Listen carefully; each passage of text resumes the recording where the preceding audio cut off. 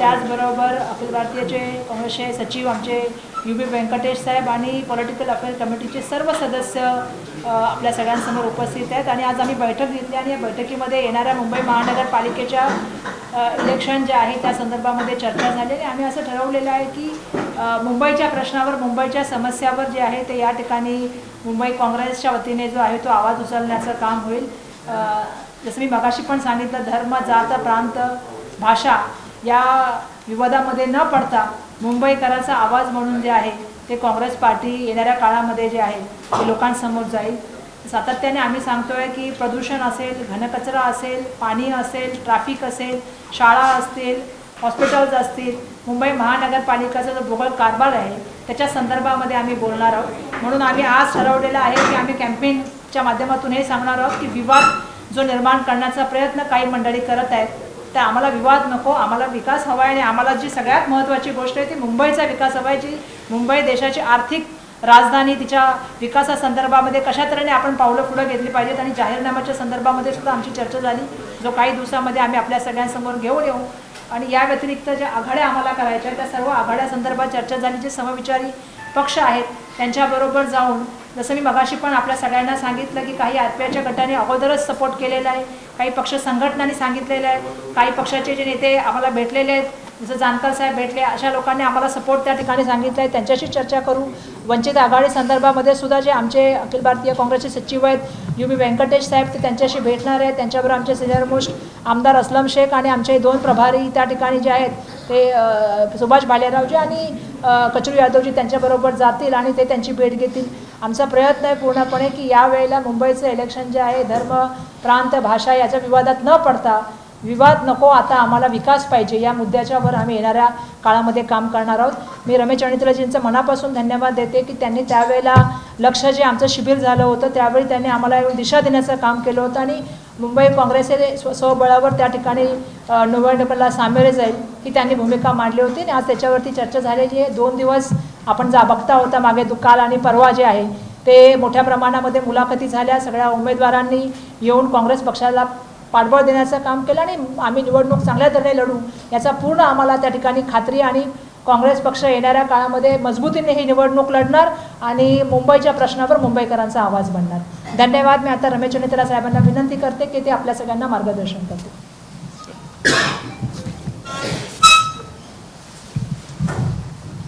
Mumbai MRCC के अध्यक्ष वर्षा गायकवाड़ जी, AICC के सचिव UB वेंकटेश जी, हमारे पॉलिटिकल अफेयर्स कमेटी के मेंबरान, साथियों, आज आने वाले दिनों में जो मुंबई नगर पालिका का जो चुनाव है उसके बारे में विस्तार में विचार करने के लिए पॉलिटिकल अफेयर्स कमेटी का मीटिंग हमने बुलाया था. इस मीटिंग में हमने पूरा चुनाव की तैयारी के बारे में विस्तार में बात की और पिछले दिनों में हमारे 227 सीटों के ऊपर हमारे पॉलिटिकल अफेयर्स कमेटी डिस्कस किया था. जितना उम्मीदवार अपने रिक्वेस्ट भेजा था सबसे इस कमेटी ने वार्तालाप की, बातचीत की और अभी हमारा स्क्रीनिंग कमेटी बनेंगे और स्क्रीनिंग कमेटी में कैंडिडेट्स के ऊपर फाइनलाइज करेंगे. हम कांग्रेस पार्टी इस बार चुनाव अकेला लड़ रहे हैं. महा विकास आघाड़ी के साथ हमने पार्लियामेंट की चुनाव लड़े, असेंबली की चुनाव लड़ी, लेकिन इधर लोकल बॉडी के चुनाव हैं. लोकल बॉडी के चुनाव लोकल लेवल पे कंडक्ट करते हैं. हमारे कार्यकर्ताओं को भावना को लेकर के मुंबई रीजनल कांग्रेस कमेटी ने यह डिसीजन लिया था कि इस चुनाव में हम अकेला लड़ेंगे. हमारा कार्यकर्ता ये चाहते थे, इसलिए हमने ऑल इंडिया कांग्रेस कमेटी ने MRCC के रिक्वेस्ट को पूरा हमने अनुमति दी है. मुझे खुशी की बात है, मैं आपके द्वारा मुंबई के हमारे लोगों को, जनता को ये बताना चाहता हूँ आने वाले दिनों में कांग्रेस पार्टी इस नगर पालिका के ऊपर जितना भी करप्शन हुआ है, जो जिस तरीके से उन्होंने इस चलाया है, उसके ऊपर हमने एक चार्जशीट बना रहे हैं और हमारे मैनिफेस्टो भी तैयार हो रहे हैं। हम यदि सत्ता पे आते तो हम क्या करेंगे। एक बात सच है, आप लोगों को भी जानते हैं, मुंबई के जो विकास होना चाहिए ये नहीं हो रहे। मुंबई महापालिका निगम के ऊपर जितना भी के द्वारा जितना भी काम लोगों को होना चाहिए था वो नहीं हुआ है। इसका जिम्मेदार कौन है? सबको जानते हैं इसके जिम्मेदार कौन है। इसको हम लोग हाईलाइट करना चाहते हैं। आप सब लोग, हम सब लोग जानते हैं कि फाइनेंशियल कैपिटल है मुंबई। जिस तरीके से मुंबई का विकास होना था वो नहीं हुआ है। पिछले दिनों में वर्षा गायकवाड़ जी के और हमारे सारे सीनियर नेता लोगों के नेतृत्व में प्रदूषण के खिलाफ, हॉस्पिटल के जो हालात हैं उसके ऊपर और भ्रष्टाचार के ऊपर हमने आंदोलन की है। जनता को मालूम है कि पिछले दिनों में इस महानगर पालिका में क्या हुआ क्या नहीं हुआ। आम लोगों के आज भी तकलीफ में है। साधारण जो लोग, गरीब लोगों को कोई मदद नहीं मिल रहे हैं। इतना करप्शन हो चुका है। पिछले बहुत महीनों से चुनाव नहीं हुआ है, सरकार चलाते थे मगर 4 साल से इलेक्शन, 4 साल से चुनाव नहीं हुआ। सुप्रीम कोर्ट के वजह से चुनाव हुआ है। क्यों नहीं चुनाव हुआ? सरकार डायरेक्टली महानगर पालिका को चलाते थे। हर इश्यू पे सरकार इंटरफियर करते थे। हमारे कॉन्स्टिट्यूशन में भी अमेंडमेंट हुआ है, फिर भी ये लोग चुनाव नहीं करना चाहते थे। चुनाव के प्रणाली को अपनाना नहीं चाहते थे। ये लोग डायरेक्टली मुंबई महानगर पालिका को चलाना चाहते थे। यदि सुप्रीम कोर्ट इंटरफियर नहीं करते तो आने वाले 5 साल भी ऐसे चलते थे। इसलिए हम सुप्रीम कोर्ट को आभार प्रकट करना चाहता हूं। सुप्रीम कोर्ट ने वर्डिक्ट दे दिया, इसलिए चुनाव हो रहे हैं।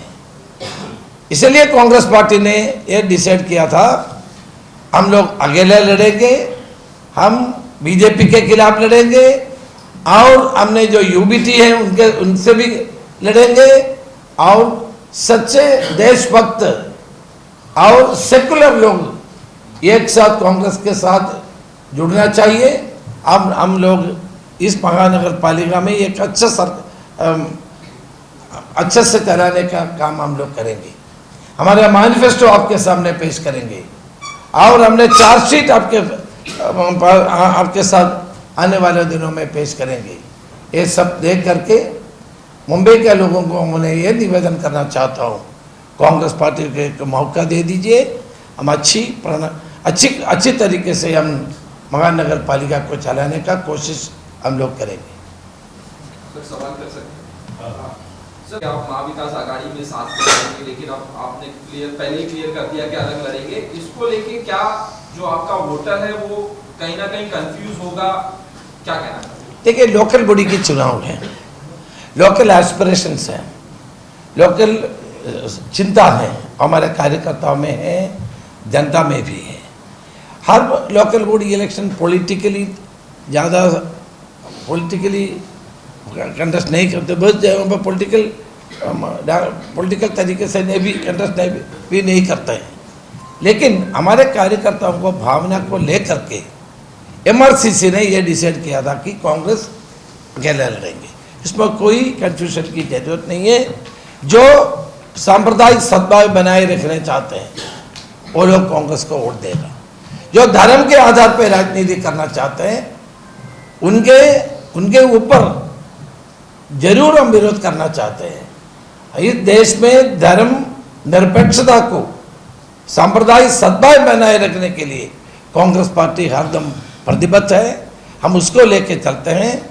वो लोग बॉम्बे मीन्स क्या है? मेट्रोपॉलिटन सिटी है, केरला का भी लोग हैं, तमिलनाडु का लोग हैं, बिहार का लोग हैं, यूपी का लोग हैं और तेलंगाना का लोग हैं, हर प्रदेश से लोग इधर हैं। वो मराठी है। मराठी लोग हैं, गुजराती हैं, हर प्रदेश के लोग होते हैं। सो सांप्रदायिक सद्भाव बनाए रखने के लिए और हर स्टेट का लोगों को फायदा पहुंचाने के लिए कांग्रेस पार्टी ने निर्णय लिया, हम अकेले लड़े। जो है आपका जो मुस्लिम वोटर है, इसके पहले आप महाविकास आघाड़ी के साथ थे विधानसभा और लोकसभा में, तो वो वोटर डिवाइड हुआ था, यूबीडी के साथ वोटर भी वो चला गया था। तो अभी ये इलेक्शन में आप अकेले लड़ रहे हो, तो वो वोटर आपके पास ही रखे रहने के लिए आपके लिए कोई चैलेंजेस है या उसके लिए कब दूसरी योजना करेंगे कि नहीं, कोई चैलेंज नहीं है। इसलिए मैं बताता हूँ आपको, सांप्रदायिक सद्भाव बनाए रखने के लिए कांग्रेस पार्टी को वो लोग वोट देगा। इस देश में धर्मनिरपेक्षता को कायम रखने के लिए कांग्रेस पार्टी और हमारे नेता राहुल गांधी जी ने प्रयास कर रहे हैं और वो प्रयास हम लोग करते रहते हैं। और बीजेपी का जो लोगों को हिंदू मुसलमान में बांटने का जो काम कर रहे हैं, इस चुनाव में भी ये प्रयास कर रहे हैं हिंदू मुसलमान में लोगों को बांटने का। ये बांटने का राजनीति खत्म होना चाहिए। इसलिए हम लोग मुंबई के लोगों को ये निवेदन करना चाहता हूँ कि सांप्रदायिक सद्भाव रखने के लिए लोगों को एक बना के आगे लेके जाने के लिए कांग्रेस को मजबूत करना है। इसलिए कांग्रेस को वोट देने के लिए हम लोग अपेक्षा करते हैं।